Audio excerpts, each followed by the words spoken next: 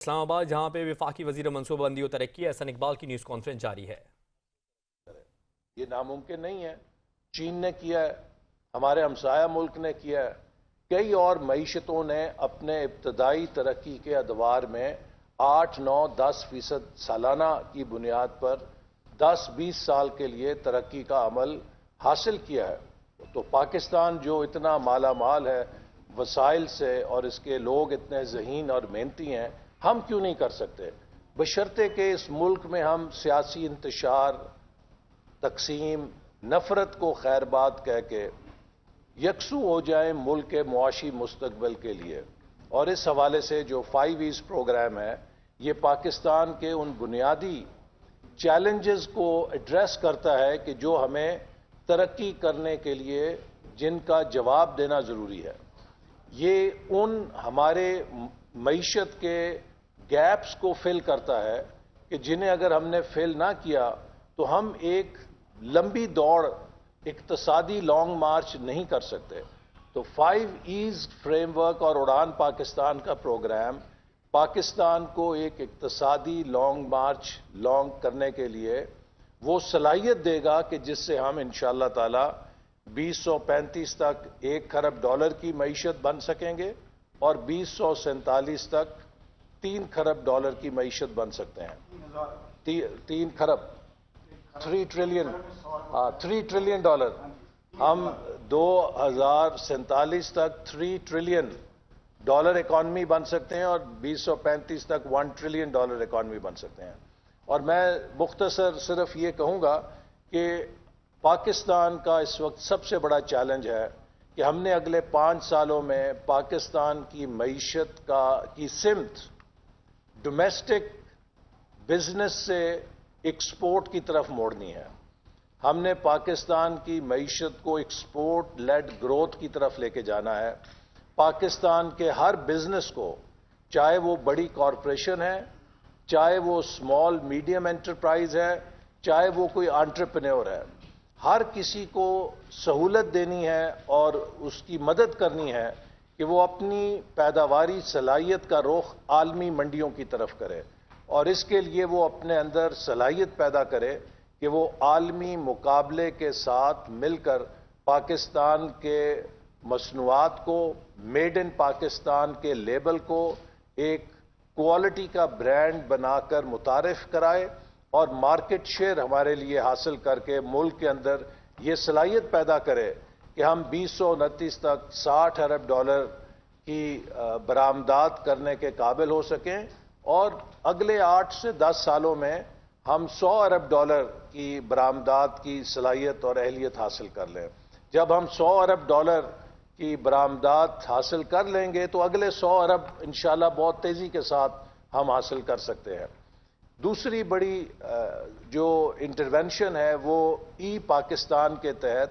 پاکستان کی ٹیکنالوجی کی صلاحیت میں اضافہ کرنے کی جائے گی، جس کے نتیجے میں ہم جہاں ڈیجیٹل انفراسٹرکچر کو مضبوط کریں گے، نوجوانوں کو 2 لاکھ نوجوانوں کو سالانہ آئی ٹی سکلز کی تربیت دیں گے، وہیں اس کے ساتھ جو نئی ٹیکنالوجیز اب 5th and 4th industrial revolution کے ذریعے زراعت، صنعت اور ہر شعبے کے پیداواری نظام کو یکسر تبدیل کر رہی ہیں، ہم ان کی صلاحیت بھی پیدا کریں گے اور پاکستان کی معیشت کو ایک ٹیکنو اکانومی بنانے میں انشاءاللہ سفر کریں گے اور اس منزل کی طرف بڑھیں گے۔ اور اس کے لیے بھی ہم نے نئے انیشیٹو شروع کیے ہیں، جس میں کوانٹم کمپیوٹنگ، نینو ٹیکنالوجی جیسے شعبوں کے اندر بھی مہارت حاصل کی جائے گی، اور جو آرٹیفیشل انٹیلیجنس ہے اس کو ملک کے پیداواری نظام کے ساتھ ہی نہیں، تعلیم، صحت، گورننس ہر شعبے میں اختیار کیا جائے گا، چونکہ اب آرٹیفیشل انٹیلیجنس ایک نئی بنیاد بن گئی ہے معاشی سرگرمی کی۔ تیسری شعبہ ہمارا ریلیٹ کرتا ہے انوائرمنٹ اور کلائمیٹ چینج سے، جس کے تحت ہم واٹر اینڈ فوڈ سیکیورٹی کے چیلنج کا سامنا کر رہے ہیں، اور ہم نے زراعت کے اندر ایک نیا گرین ریولوشن 2.0 کے نام سے انیشیٹو شروع کیا ہے، جس کا مقصد یہ ہے کہ ماڈرنائزیشن آف پاکستانی ایگریکلچر، اور اس کے لیے وزیر اعظم نے 1000 پاکستانی ایگریکلچر گریجویٹس کو چین بھیجنے کا فیصلہ کیا ہے، جو اس سال چین میں فنی تربیت حاصل کریں گے، سکلز حاصل کریں گے، جن کے نتیجے میں ہم چین کی جو ترقی ہے زراعت میں، اس کے تجربات سے پاکستان میں نئے ٹیکنالوجی کو لا سکیں گے اور اپنی ایگریکلچر کو ماڈرنائز کریں گے۔ اسی طرح جو واٹر ہمارے ریزروز ہیں ان کو ہم امپروو کریں گے تاکہ آنے والے وقت میں جب ڈراؤٹ ہو تو ہم اس کا بھی سامنا کر سکیں۔ چوتھا ایریا ہمارا انرجی کا ہے کہ جس میں آپ سب جانتے ہیں کہ ہمیں ایک مہنگی بجلی کا سامنا ہے، اور اس کی ایک بڑی وجہ ہمارے انرجی سسٹم کی ان ایفیشنسی، لاسز اور اس کے نقصانات ہیں، اور اس کے لیے انرجی سیکٹر ریفارمز پر وزیر اعظم نے ایک پورا پیکج منظور کیا ہے جس پر وزارت پاور کام کر رہی ہے تاکہ ہم پاور سیکٹر کو ریفارم کر کے اس کی ایفیشنسی بڑھائیں، ایفیشنسی بڑھا کے اسے افورڈیبل کریں، اور ساتھ ہی ساتھ گرین انرجی کو لے کر آئیں جس میں سولر انرجی ہے، ونڈ انرجی ہے، ہائیڈل انرجی ہے، نیوکلیر انرجی ہے۔ پاکستان کی تاریخ کا سب سے بڑا نیوکلیر جو پروجیکٹ ہے 1200 میگا واٹ کا، اس کا وزیر اعظم گراؤنڈ بریکنگ کر چکے ہیں، اس کی کانکریٹ پورنگ بھی شروع ہو چکی ہے جس پر میں پچھلے دنوں گیا تھا۔ تو یہ چین کے اشتراک سے ایک بڑا منصوبہ ہے جو ہمیں گرین انرجی دے گا۔ اسی طرح جو ہائیڈل انرجی کے پروجیکٹس آ رہے ہیں ان کے ساتھ بھی ہمیں گرین ٹرانزیشن میں بڑی مدد ملے گی۔ چوتھا جو ہمارا پانچواں اس میں سیکٹر ہے وہ ایکوٹی امپاورمنٹ ایتھکس کا ہے، جس کے نتیجے میں ہم پاکستان کے سوشل سیکٹرز کو ٹارگٹ کریں گے، اور ایس ڈی جیز جو کہ ہماری کمٹمنٹ اپنے آپ سے ہے کہ ہم نے اپنے ملک کے اندر عوام کے لیے غربت ختم کرنی ہے، بھوک ختم کرنی ہے، جہالت ختم کرنی ہے، بیماری ختم کرنی ہے، لوگوں کو بہتر مواقع دینے ہیں، ناہمواری ختم کرنی ہے، اور ہم نے خاص طور پہ خواتین اور نوجوانوں کو ترقی کے مواقع دینے ہیں۔ اس کے لیے ایک ایجنڈا تیار کیا گیا ہے، مرتب کیا گیا ہے، جس پر ہم صوبوں کے ساتھ مل کر کام کریں گے، چونکہ یہ تمام شعبے صوبوں کے پاس ڈیوالو ہو چکے ہیں۔ اور میں یہ بات کہنا چاہتا ہوں کہ ہمیں بحیثیت قوم اب کچھ چیزوں کو سمجھنا ہوگا۔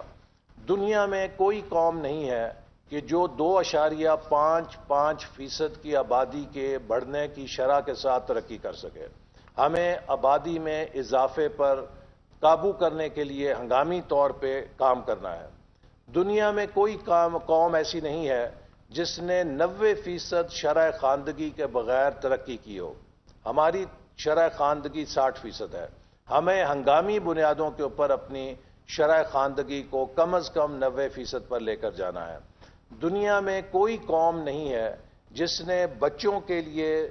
100% پرائمری انرولمنٹ کا ٹارگٹ حاصل کیے بغیر ترقی کی ہو۔ ہمارے 2.5 کروڑ بچے اسکول جانے والے اسکولوں سے باہر ہیں، ہمیں ان بچوں کو اسکولوں میں لے کر آنا ہے۔ دنیا میں کوئی ایسی قوم نہیں ہے کہ جس میں دنیا میں سب سے زیادہ ہیپیٹائٹس پائی جاتی ہو اور وہ ترقی بھی کر سکے۔ ہم نے انیشیٹو شروع کیا 60 ارب روپے سے زائد سے صوبوں کے ساتھ مل کر، جس میں 50% وفاقی حکومت ڈالے گی، جس کے نتیجے میں آئندہ انشاءاللہ تعالی 3 سے 4 سالوں میں ہم 0 ہیپیٹائٹس کا ہدف حاصل کریں گے۔ اسی طرح ہم نے ڈائبٹیز کے لیے ایک انیشیٹو شروع کیا ہے جس سے ہم ملک سے ڈائبٹیز کو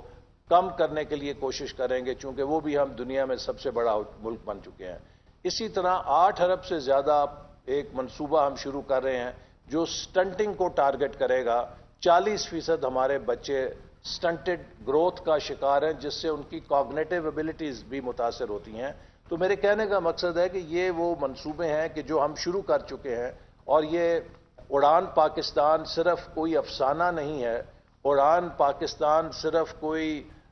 کتاب نہیں ہے، یہ حقیقت ہے۔ اس کے اوپر عمل درآمد شروع ہو چکا ہے، اور اگلا جو ہمارا ڈیولپمنٹ بجٹ ہوگا اس میں ہر منصوبے کو شامل کرتے وقت یہ دیکھا جائے گا کہ وہ کس قدر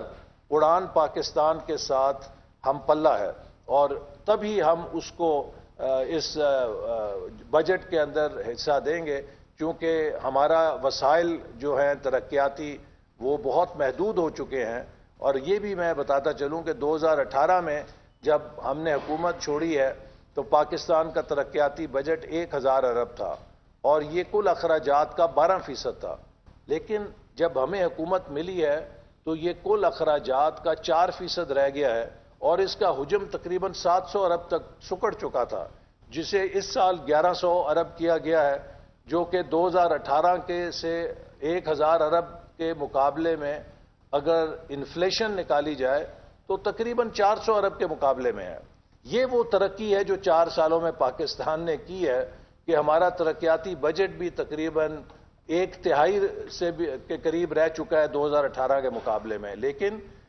اسی لیے ضروری ہے کہ جو ہمارے محدود وسائل ہیں ہم ان کو ان شعبوں میں خرچ کریں جو ہمارے قومی ترقی کے لیے ترجیحی شعبہ جات ہیں، اور یہی وجہ ہے کہ ضروری تھا کہ ہم اپنے ترقی کی پرائرٹیز کا تعین کریں اور اپنے مستقبل کے سفر کے لیے ایک ایسا فریم ورک بنائیں جس کے پیمانے پر ہم ہر منصوبے کو اور ہر انویسٹمنٹ کو تولیں کہ کیا یہ پاکستان کو اپنے اہداف حاصل کرنے میں مدد دے گا یا نہیں دے گا۔ تو میں آخر میں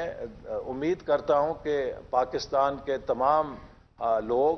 اس چیلنج کو قبول کریں گے کہ ہم نے اب پاکستان کو دنیا کی ایک صف اول معیشت میں ڈھالنے کے لیے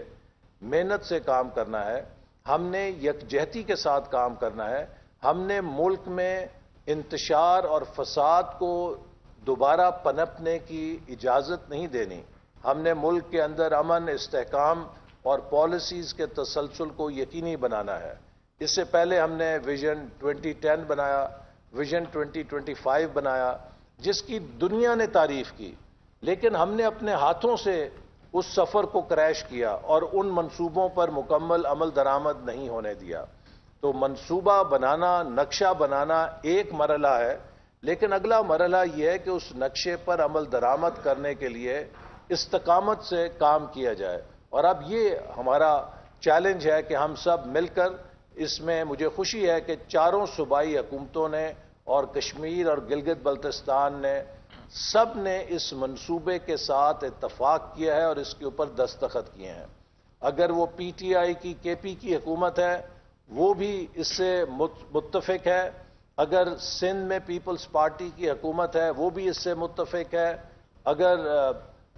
اے جے کے اور گلگت بلتستان کی حکومتیں ہیں، بلوچستان کی کولیشن گورنمنٹ ہے، پنجاب میں مسلم لیگ نون کی گورنمنٹ ہے،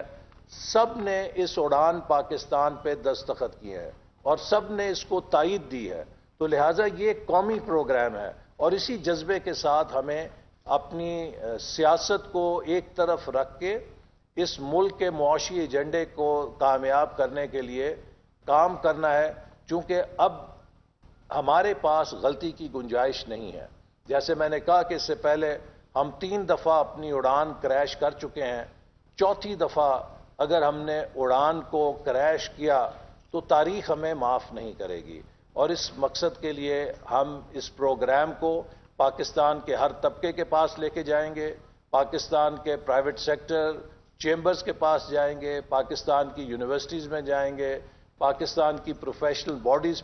کے پاس جائیں گے، پاکستان کی تمام صوبائی حکومتوں کے پاس جائیں گے، اور پاکستان کے ڈائسپورا کو بھی میں دعوت دیتا ہوں کہ ہمارے بہت سارے ذہین دماغ ہیں جو بیرون ملک بہت شاندار کامیاب۔ اسلام آباد میں وفاقی وزیر منصوبہ بندی و ترقی احسن اقبال کی نیوز کانفرنس جاری ہے، جس میں ان کا بتانا ہے کہ 2018 سے 2022 تک ملک میں کوئی معاشی ترقی کا منصوبہ شروع نہیں کیا گیا۔ اسلام آباد میں وفاقی وزیر منصوبہ بندی احسن اقبال کا نیوز کانفرنس سے خطاب کرتے ہوئے مزید کہنا تھا کہ پاکستان کو پی ٹی آئی کے 4 سالہ دور حکومت میں معاشی دلدل میں دھکیل دیا گیا۔ شہباز شریف کی حکومت نے پاکستان کو آ کر معاشی دلدل سے نکالا۔ اڑان پاکستان منصوبہ 24 کروڑ عوام کے خوابوں کا منصوبہ ہے، جو یہ ثابت بھی کریں گے معاشی ترقی کے لیے امن، استحکام، اصلاحات اور پالیسیوں کا تسلسل ناگزیر ہے۔